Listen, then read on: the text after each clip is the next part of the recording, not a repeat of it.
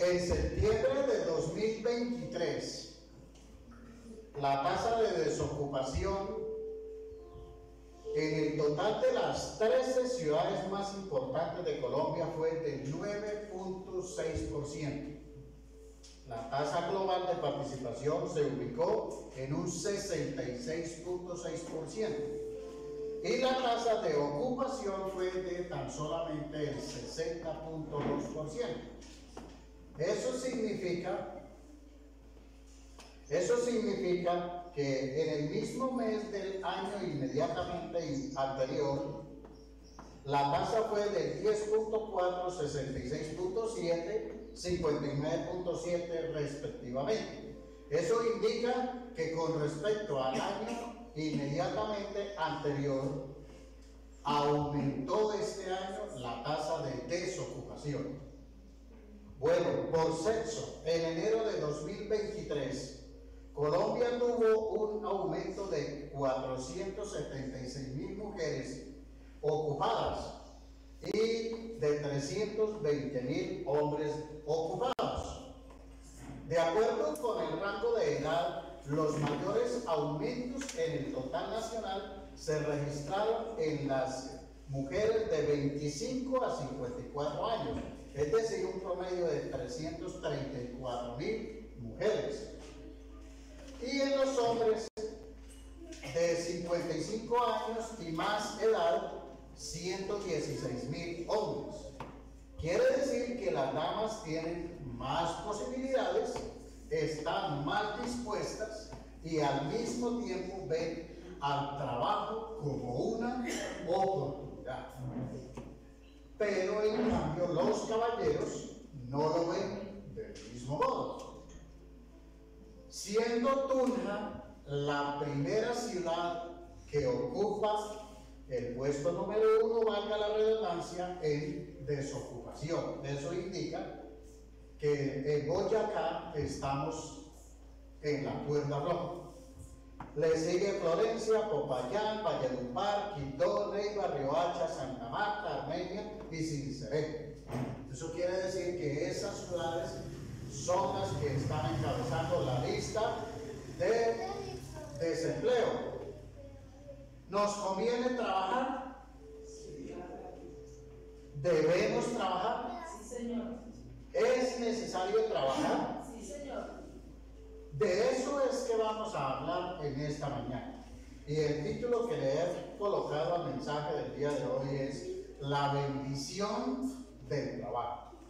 Así es de que como usted ya tiene su Biblia en mano, ya la prendió ahí en su celular, entonces le invito para que busque el libro de la carta, mejor, del apóstol Pablo a los tesalonicenses. Segunda carta del apóstol Pablo a los tesalonicenses. Vamos a leer en el capítulo 3. Vamos a leerlo desde el versículo 6 hasta el versículo 15. Mientras tanto que usted lo busca, le voy a hacer un comentario.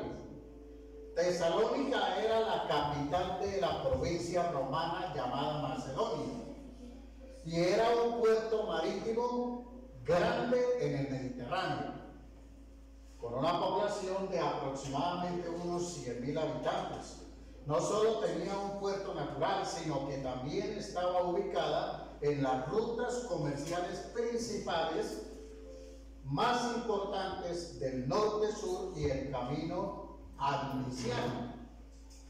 La ruta que unía a Italia con las provincias del este, y allí las personas llegaban desde diferentes partes del mundo. En su momento era un lugar, pues obviamente, centro comercial, centro empresarial, allí también era un centro religioso y filosófico. Eso inmediatamente pues llevó al comercio de la madera, llevó al comercio del grano, de frutas continentales, y además de eso también se comercializaban allí algunos minerales como oro y plata.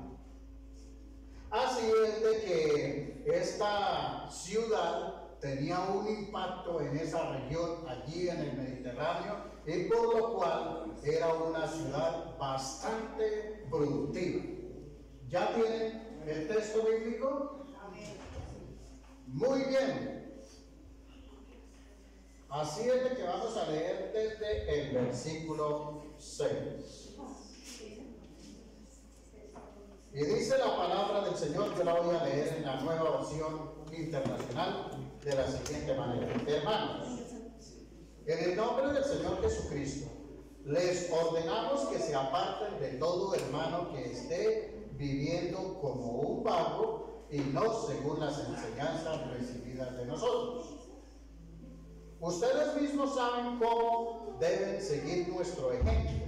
Nosotros no vivimos como ociosos entre ustedes, ni comimos el pan de nadie sin pagarlo. Al contrario, día a día, día y noche, trabajamos arduamente sin descanso para no ser carga a ninguno de ustedes. Y lo hicimos así no porque no tuviéramos derecho a tal ayuda, sino para darles buen ejemplo. Porque incluso cuando estábamos con ustedes les ordenamos el que no quiera trabajar, que tampoco quiera. Nos hemos enterado de que entre ustedes hay algunos que andan de vagos, sin trabajar en nada, y que solo se meten en lo que no les importa. A tales personas ordenamos y exhortamos en el nombre del Señor Jesucristo que tranquilamente se pongan a trabajar para ganarse la vida. Versículo 13. Ustedes, hermanos, no se cansen de hacer el bien. Si alguno no obedece las instrucciones que damos en esta carta, denúncienlo públicamente y no se relacionen con él, para que se avergüencen. Versículo 15. Sin embargo, no lo tengan por enemigos, sino amonéstenlo como a hermano en el amor de Jesús. ¿Nos conviene trabajar? Amén. ¿Debemos trabajar? ¿Es necesario trabajar? En esta mañana quiero presentarles por lo menos 3 aspectos o 3 razones por las cuales debemos trabajar. Son las consecuencias de que al trabajar podemos nosotros ver el trabajo como una bendición. Y la primera cosa que nosotros debemos ver en esta mañana es que trabajar elimina la mendicidad. Y veamos el versículo 1 al 6, 6 al 8.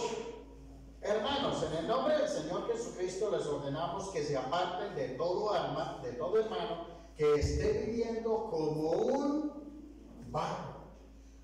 En otra versión les dice, de esos hermanos que están viviendo desordenadamente y no según las enseñanzas recibidas de nosotros. Ustedes mismos saben cómo deben seguir nuestro ejemplo. Nosotros no vivimos como ociosos entre ustedes, es decir, algunos hermanos por ahí de ociosos. Y esto indica que en el lugar de Macedonia había mucho que hacer en esa ciudad. Trabajo sí había. Lo que pasaba era que de alguna manera allí en esa pequeña iglesia, debido a algunas circunstancias, empieza la gente a volverse floja, perezosa y ociosa. De repente usted dirá, por ejemplo, bueno, pastor, pero aquí en este pueblito tan pequeño no hay nada para hacer. Y mi respuesta es, hermano, si usted me pregunta a mí que tan solamente llevo 1 año de vivir en este pueblo, he descubierto que hay muchísimo para hacer. muchas actividades. Algunos dirán, pero es que la paga es muy poquita. Sí, puede ser que sí, pero de repente si nosotros nos arriesgamos a hacer algo, puede ocurrir algo sobrenatural. Porque es que en realidad cuando nosotros nos arriesgamos a hacer algo, Dios respalda. Amén. Ahí se activa la fe. Ahí nosotros empezamos a accionar en lo que nosotros leemos con respecto a esta palabra. El problema es que desafortunadamente hoy día tenemos varios asuntos. Gobiernos dando subsidios por todo, alcahuetean la delincuencia, alcahuetean la inseguridad, fomentan la mediocridad, porque cuando los gobiernos empiezan a dar subsidios y subsidios por todo, pues la gente ¿qué hace? Pues se relaja, tranquilito, que él sabe que mes a mes está llegando el subsidio, ¿cierto? Y la gente se vuelve floja, a veces algunos también se vuelven exigentes laboralmente, porque eso es lo que promueve este tipo de acción.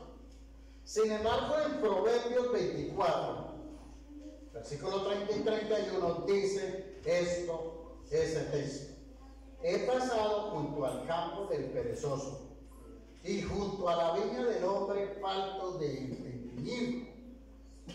Y he aquí estaba llena de cardos su superficie cubierta de ortigas. Yo espero, amado hermano, que usted en su casa no esté viendo que su casa se está cayendo a pedazos, hermano, y no haga nada por repararla, por arreglarla, porque eso es lo que nos habla el texto.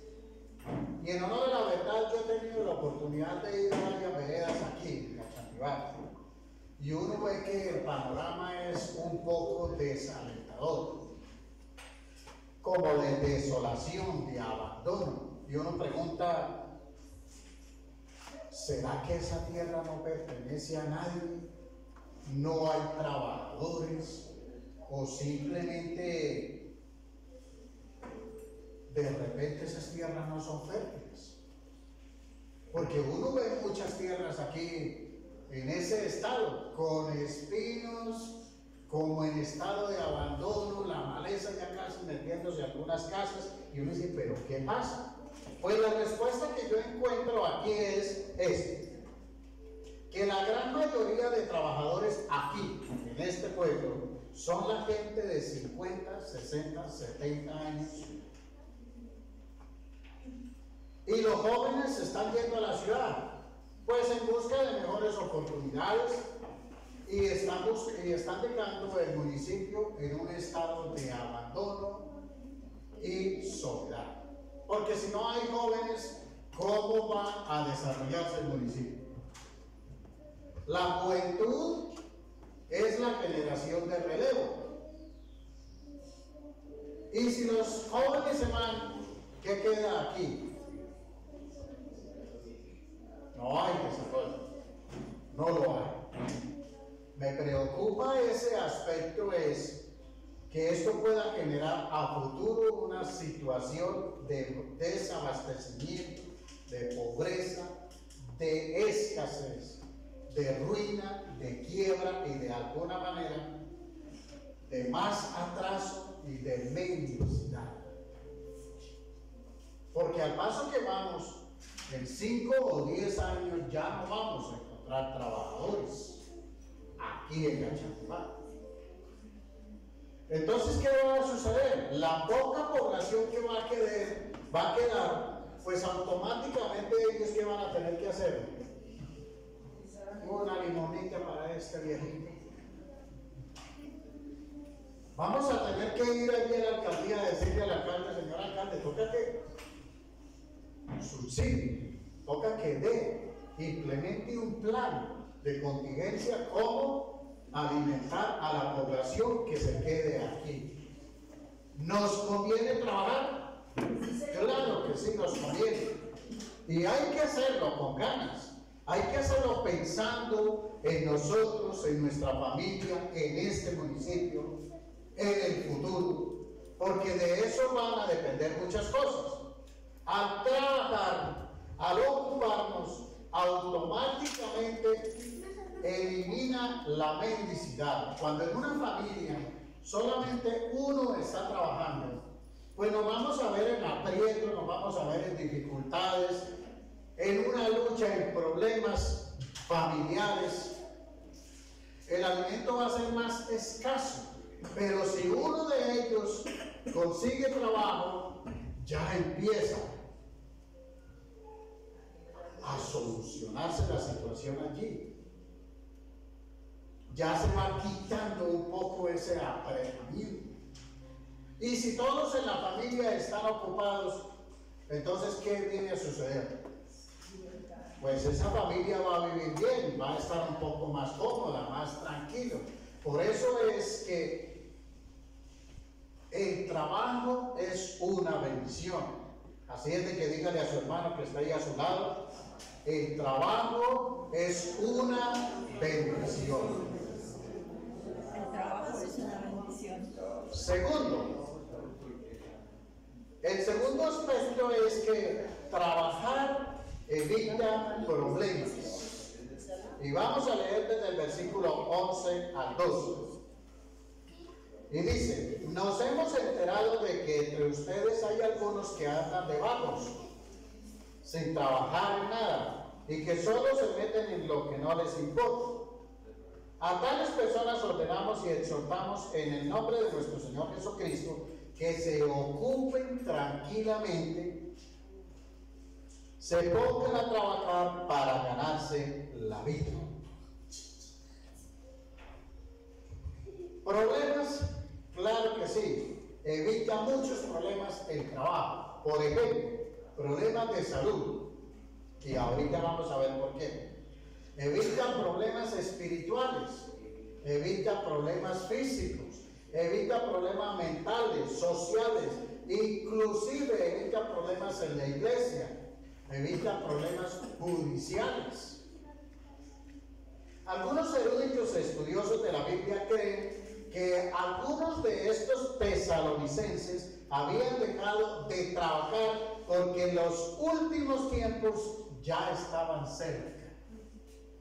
Y ese es un gran problema, porque la gran mayoría de gente cuando llega a la iglesia cristiana, antes de ser cristianos eran berracos para hacer negocios, entrones, se esforzaban, eso a veces hasta trasnochaban, madrugaban y hacían cosas, eran creativos, pero llegaron a la iglesia y como que toda esa berraquera se olvidó. Y algunos dicen, pero yo por qué no progreso, yo por qué no avance, yo por qué no tengo prosperidad. Pues es que algunos piensan que como han llegado a la vida cristiana, entonces aquí nos toca dedicarnos 24 horas a la iglesia, a estar aquí, y se nos olvida trabajar. Eso era lo que pensaban los tesalonicenses en su debido momento. Tal vez se sentían que ya estaban viviendo en el reino de Dios y no había necesidad de trabajar. Algunos confunden que como al venir a Cristo entramos en el reino de Dios, se nos olvida que tenemos los pies puestos aquí en la tierra. Y piensan que al entrar al reino de Dios ya no vamos a tener que comer, ya no vamos a tener que pagar impuestos, ya no vamos a tener que pagar los servicios. Y eso era lo que pensaba la gente de los tesalonicenses. O podrían haber pensado que Jesús llegaría en cualquier momento y por eso no tenía sentido trabajar. ¿Sabe que hay gente que piensa hoy día, pues si Cristo viene pronto y ya está ahí a la puerta, pues ¿para qué estudiar? Pues si Él ya está que llega, pues ¿para qué comprar un carro? Pues si Él ya está ahí a la puerta, pues ¿para qué tener una finca productiva? Si Él ya está a la puerta, pues hermano, eso no tiene sentido ponerse a desarrollarse empresarialmente. Error. Hermanos, ocupación se dio por un motivo más noble. Escuchen, las personas habían dejado sus trabajos para dedicarse a predicar. ¿Y qué hacían los hermanos tesalonicenses? No, yo ya soy cristiano, yo ya soy el ungido de Dios, yo ya soy ministro de Dios, soy siervo del Altísimo, yo me dedico a predicar. Sí, ¿y su familia qué? Sus hijos, sus compromisos con los bancos, sus compromisos económicos, ¿en dónde los va a dejar? Hay que mantener un equilibrio, hermano. No confunda el llamado con la responsabilidad. Usted es el jefe del hogar, ¿cierto que sí? Dígame amén. El sacerdote, ¿verdad que sí? Usted dice que es el líder, el proveedor de su casa. Pero, hermanos, muchos lo dicen con tanta propiedad y seguridad en esta palabra que no lo demuestran. Y ahí es donde está el peligro, porque eso era lo que estaban haciendo los tesalonicenses, diciendo: es que Dios a mí ya me puso como sacerdote de mi casa. Pues si es el sacerdote de su casa, trabaje, lleve a su casa la provisión, no invierta el rol. Pero si usted cree que esta palabra es real, demuestre que realmente usted es el proveedor.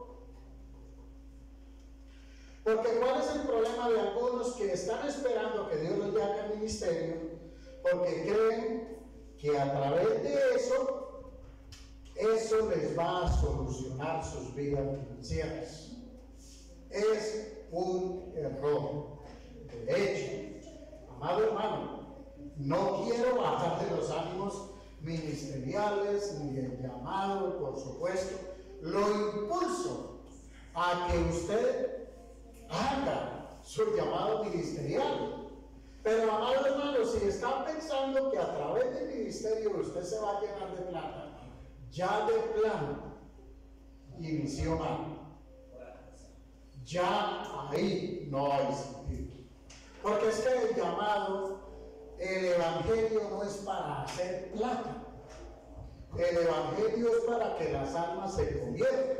Y sí, es verdad, usted me dirá: pero pastor, yo he visto unos pastores que, mejor dicho, hasta con escolta andan. Sí, es verdad.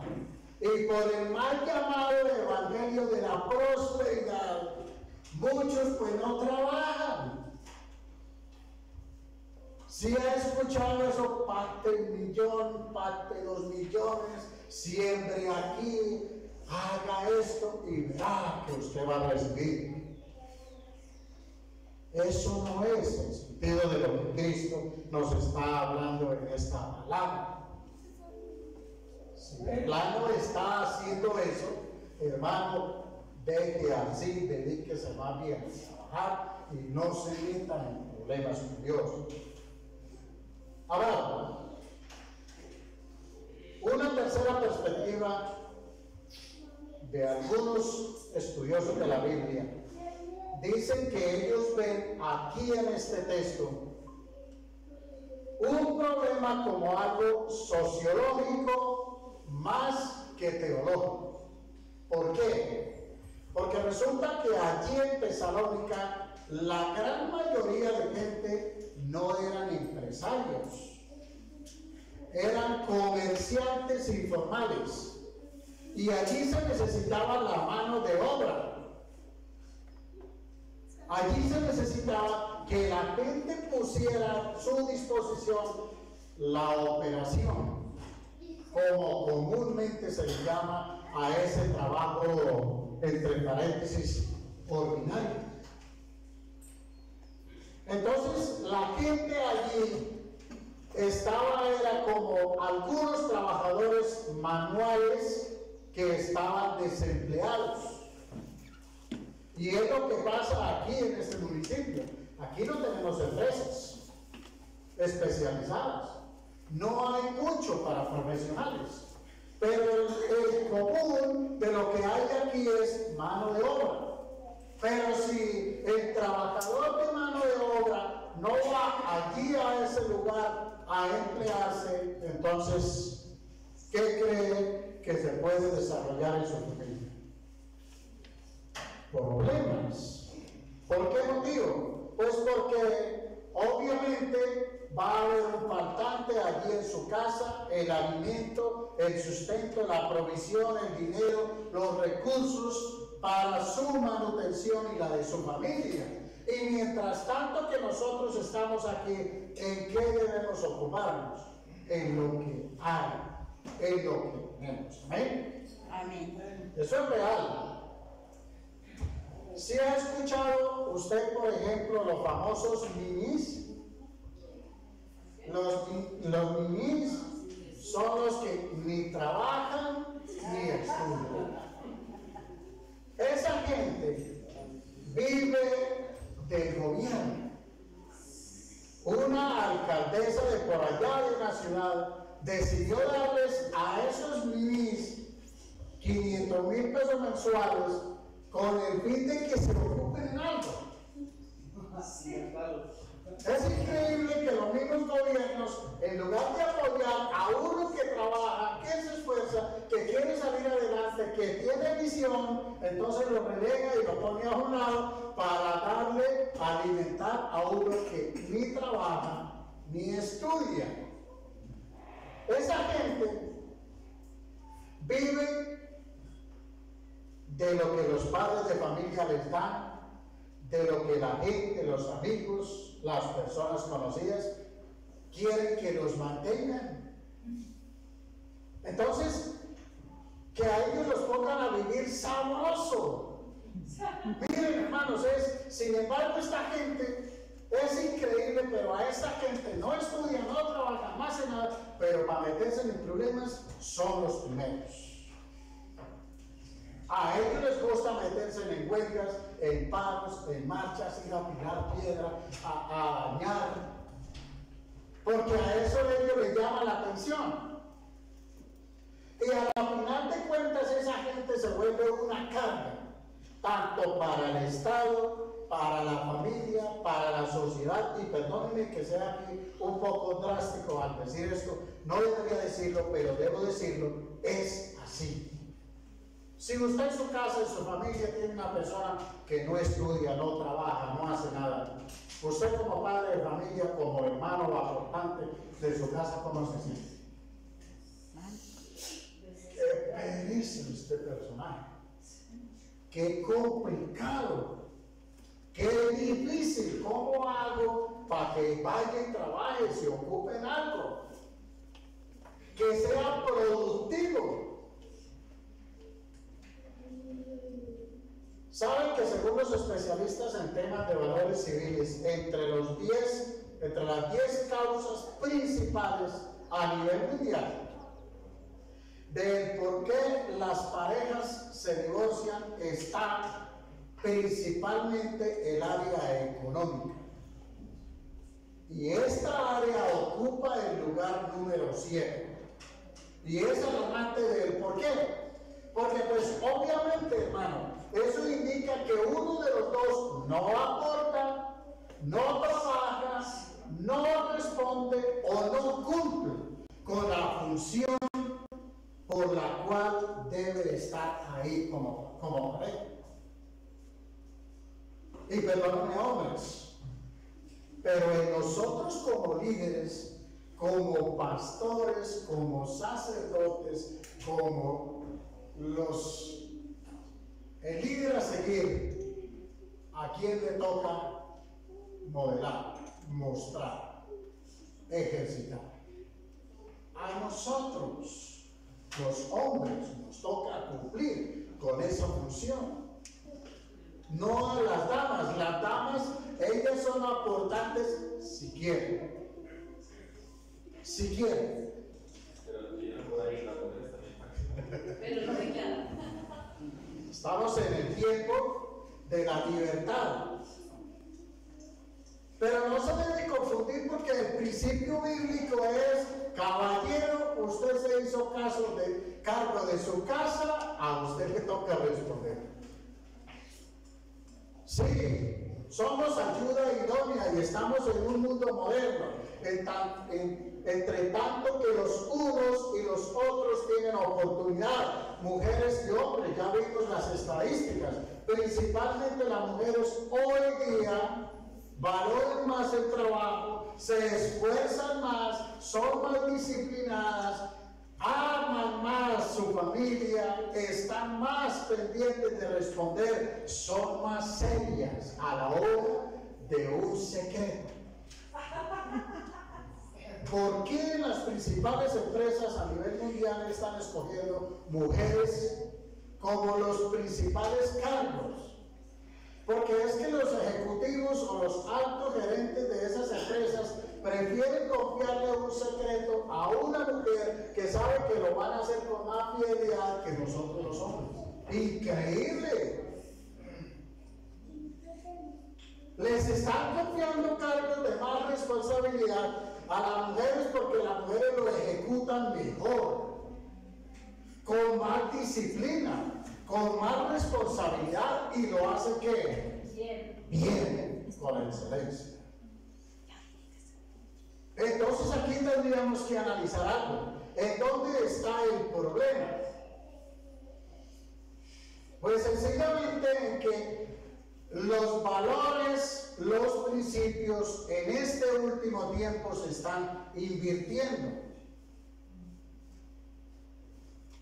Los desocupados terminan en problemas porque como no tienen nada que hacer, entonces se meten donde no les importa.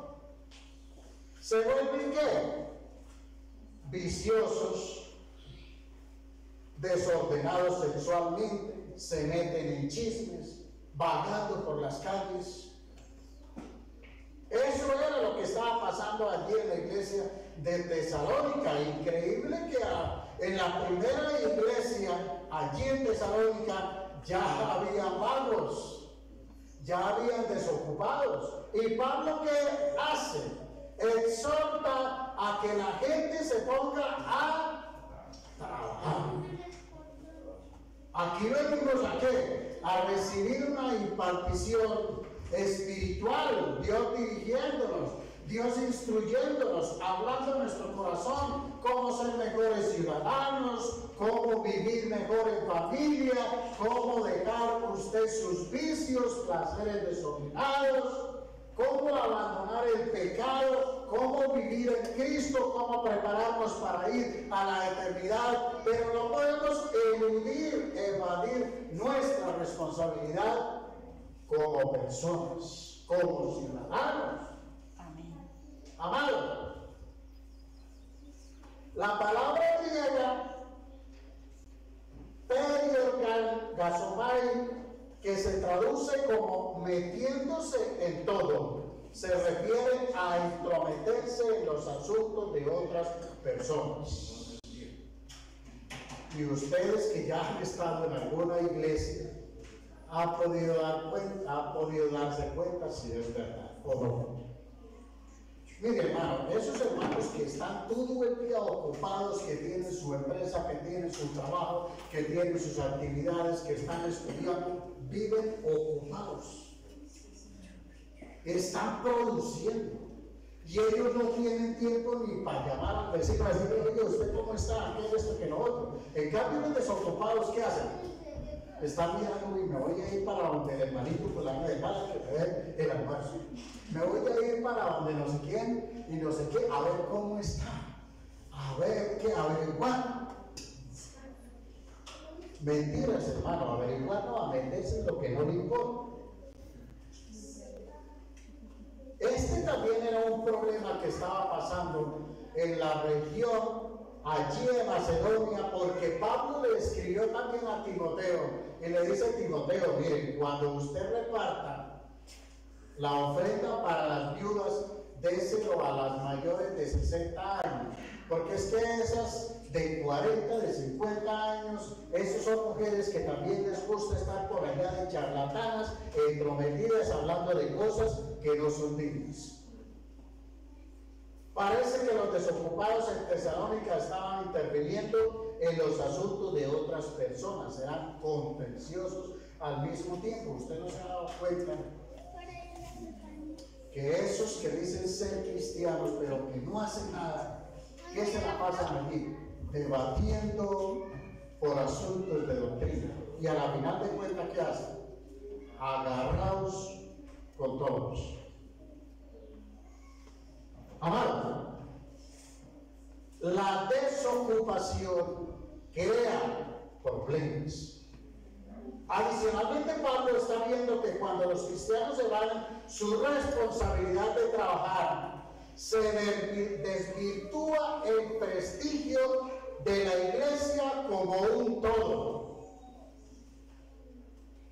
Allí en la iglesia de Tesalónica, en el capítulo 4, versículo 11-12, demuestra que es evidente que le preocupa que la sociedad se está formando una imagen incorrecta de lo que es la iglesia.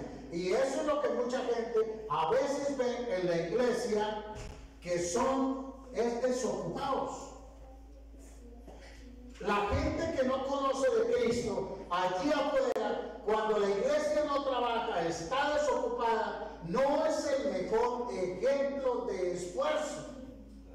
No es el mejor ejemplo de productividad. Entonces, los que no creen y ven la iglesia como una oportunidad, en lugar de verlos así, los ven como un montón de gente perezosa, desocupada, que no sirve sino para comer mugre y hablar de evangelio.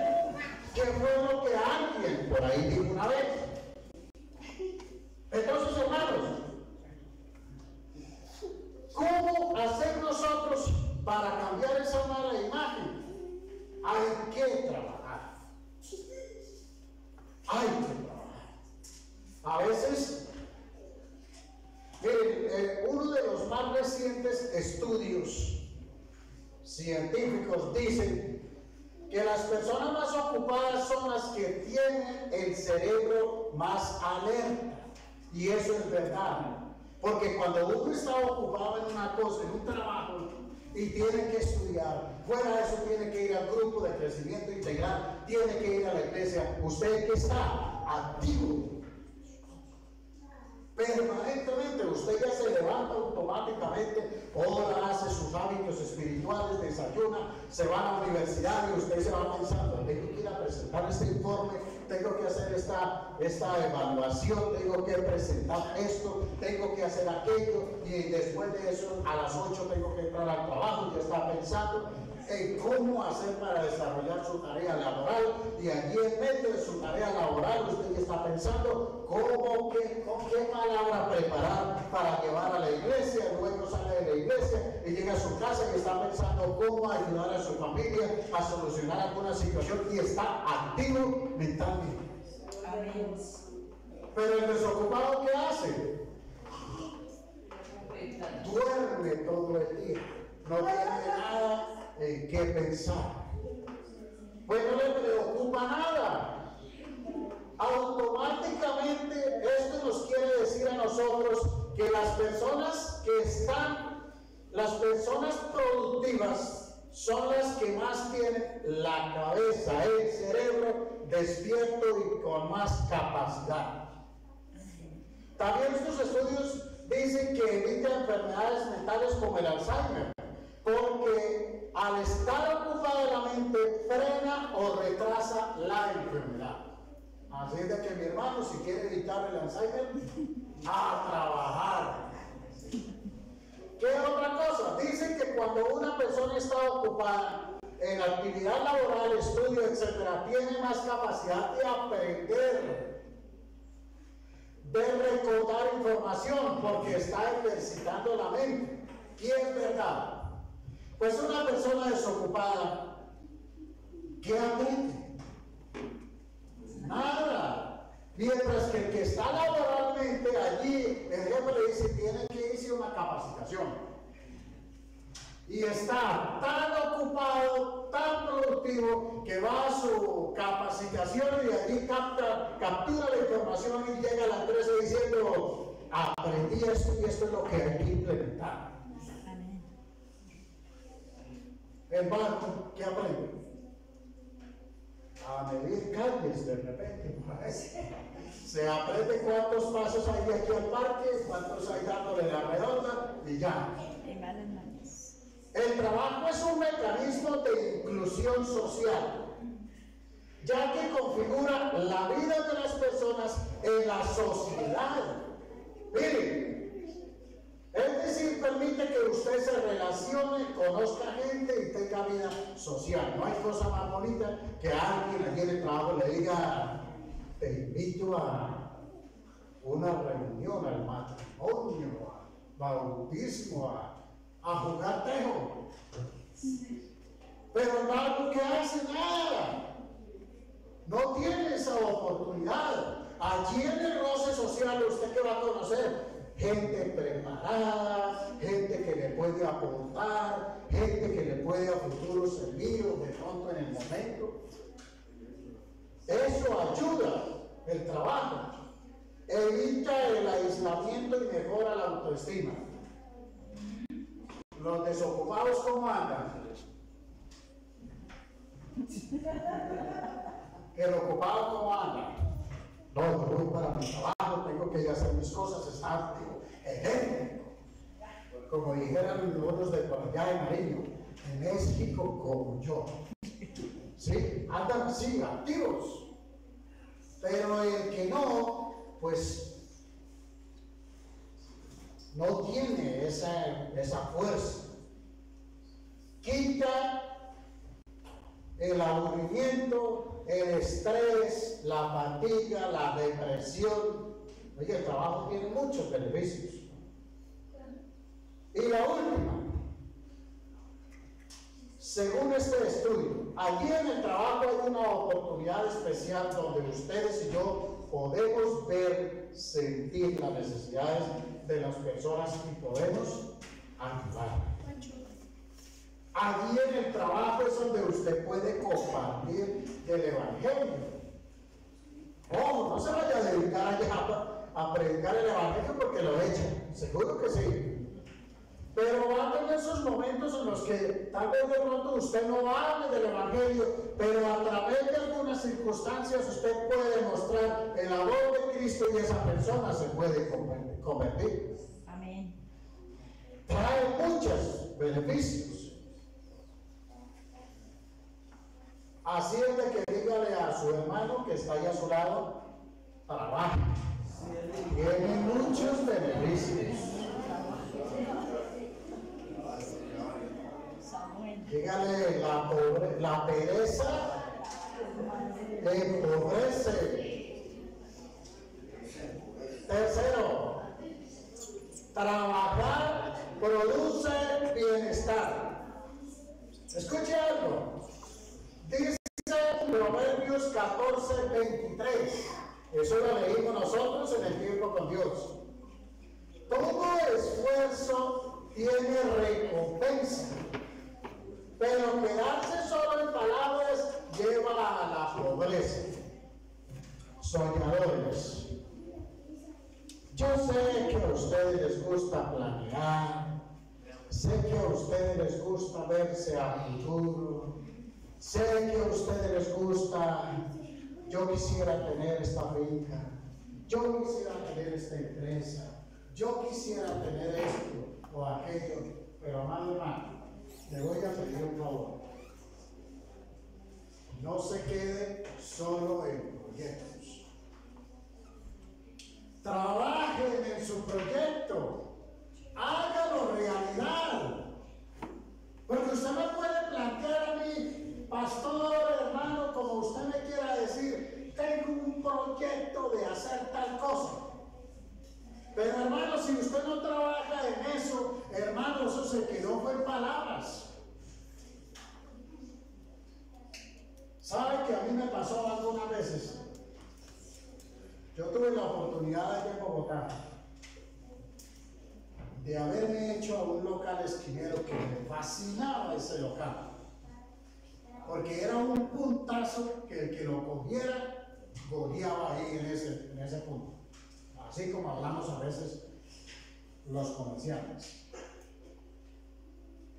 Y yo me puse a planear allá en ese local, colocando allá mi supermercado, organizando y todas esas cosas. Pero de repente le comenté a alguien y le dije, ¿cuánto venden ese local? Vale tanto. Yo tenía la plata para hacer ese negocio. Pero de repente yo me quedé fue sentado. No accioné. No hice, no me moví. Y me quedé fue pensando en el local. Pues vino otro más abeja que yo más rápido. Ofreció más plata por el local, se quedó con el local y ese fue el que ganó. ¿Y sabe qué era lo peor de todo? Que yo estaba en desventaja en relación al punto. Pues él fue el que ganó más clientela que yo, porque yo estaba en un lugar un poquito más escondido y era en desventaja, y él fue el que ganó en ese punto. ¿Por qué? Porque, hermanos, si nosotros nos quedamos solo en palabras, no vamos a prosperar. Hay gente que está pensando en prosperar, esperando que Dios les mande una maletada de plata. Y yo así veo a veces literalmente. No, la prosperidad no llega a la noche, de la noche a la mañana. Hay que trabajar, es la sucesión de varias acciones continuas a diario. No es de un solo día. Comprar una finca requiere de un trabajo, de esfuerzos. Para llegar a ser empresario exitoso no es de la noche a la mañana. Los negocios no empiezan siendo grandes. Hay que trabajar, hay que sentar bases. Alguien me contó a mí la historia de cómo nacieron los almacenes Éxito. Y algunos dicen que nacieron vendiendo empanadas en una ventanilla de una casa. Así empezaron los negocios de almacenes Éxito. Con el tiempo ese negocio fue creciendo, ya no eran solo empanadas, ya vendían arepas, ya vendían papa chorreada, ya vendían otras cosas, ahí en esa misma ventana. Con el tiempo el dueño de ese local, de ese localcito pequeño, dijo, tengo que meterme a un local. Y allí ya no vendía solo eso, ya vendía carne asada, ya vendía almuerzos, ya vendía desayunos, ya vendía otras cosas en ese local. Pero después él pensó y dijo, no, ya no me voy a quedar solo en este local, ahora quiero algo más grande, ahora voy a montar una tienda mixta. Aquí voy a vender abarrotes, víveres, y a este lado voy a vender restaurante. Y así fue creciendo el negocio. Hasta el punto que Almacenes Éxito hoy en día se consagra como una de las empresas más prestigiosas del país. Después, escúchenme, ¿de cuántos años? 75 años. Hay que trabajar. La prosperidad, la verdadera prosperidad, no llega de la noche a la mañana solamente haciendo planes. Nos toca madrugar, nos toca acostarnos un poquito más tarde, pero hay que hacerlo al modelo bíblico. También hay que descansar. Sabe que yo en un tiempo, y se lo cuento a manera de testimonio, en mi vida como comerciante, recién nosotros con mi esposa empezamos a trabajar en el comercio. Duramos 5 años que no descansábamos ni los domingos. Vieron esclavitud, vieron el afán por trabajar, por hacer plata, por estar en ese negocio, atendiendo y haciéndolo y todo eso. Pero al final después de mucho tiempo de haber dejado, de haber atendido a la familia, de haber compartido cumpleaños, de haber compartido celebraciones a veces de nuestros amigos que nos invitaban a un matrimonio, a una actividad, a un descanso, no lo hacíamos. Preferíamos decir que no por estar metidos en el negocio. Pero un buen día, de esas malas jugadas del comercio, prácticamente lo perdimos todo. Y entonces, ¿en dónde quedó todo ese esfuerzo, toda esa lucha? En nada. ¿Por qué? Porque no nos tomamos el tiempo de pensar, de planear, de organizar, de estructurar, de descansar, de hablar, de decir las cosas, de mirar los pros, los contras, los peligros, sino que era el agite, el corre, y no descansábamos. El modelo bíblico dice: trabaje 6 días y descanse 1. Háganlo. Su familia se lo va a agradecer. Su cuerpo se lo va a agradecer. La misma empresa se lo va a agradecer. Hay que descansar. Aquí quiero detenerme un momento más para hablarle de lo siguiente, de por qué trabajar produce bienestar. Versículos 7 y 9. Dice lo siguiente: ustedes mismos saben cómo deben seguir nuestro ejemplo. Nosotros no vivimos como ociosos entre ustedes, no comimos el pan de nadie sin pagarlo. Al contrario, día y noche trabajamos arduamente y sin descanso para no ser una carga a ninguno de ustedes. Y lo hicimos así, no porque no tuviéramos derecho a tal ayuda, sino para darles buen ejemplo. En Génesis leemos sobre el momento en el que Dios creó al ser humano. A diferencia del resto de la creación, el ser humano fue creado a imagen y semejanza de Dios, y con un propósito especial, para que usted lo pueda leer. Génesis 1, 27, 28, dice la palabra: colaborar con Dios en el cuidado y la administración de todo lo creado. Ese fue el trabajo específico que Dios le encomendó al hombre. Y Dios creó al ser humano a su imagen, hombre y mujer los creó, y los bendijo con estas palabras. Escuchen: sean fructíferos y multiplíquense, llenen la tierra y sométanla, búsquenla, dominen a los peces del mar y a las aves del cielo y a todos los reptiles que se arrastran por el suelo. Así es de que no le tengan miedo a los ratones, usted tiene autoridad sobre ellos.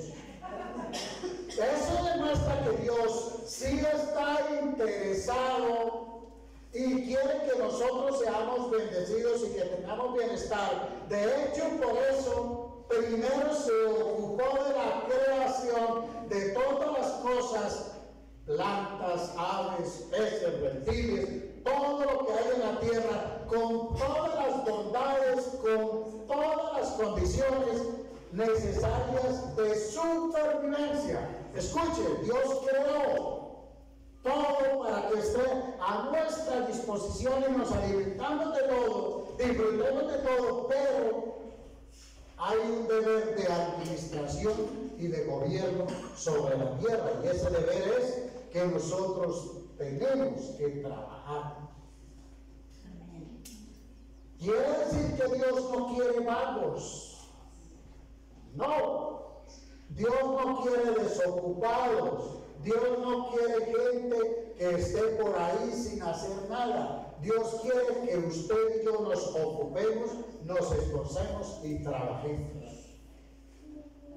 Pablo recalca que Dios espera que cada cristiano que puede trabajar lo haga. Él exhorta a los tesalonicenses a que trabajen con sus manos. Todos los trabajos, sin excepción, requieren de un esfuerzo. la oficina, a veces el de la oficina dice, uy, qué trabajo tan pesado, está complicado. Yo mejor porque admiro al taxista. Pero el taxista dice, uy, qué trabajo tan duro, tan pesado. ¿Por qué no trabajar en una oficina? Todo trabajo requiere esfuerzo. Eso es.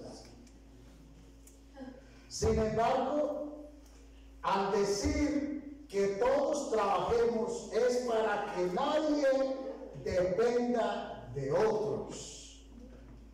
En vez de evitar el trabajo, los cristianos gachantirenses deben ser diligentes.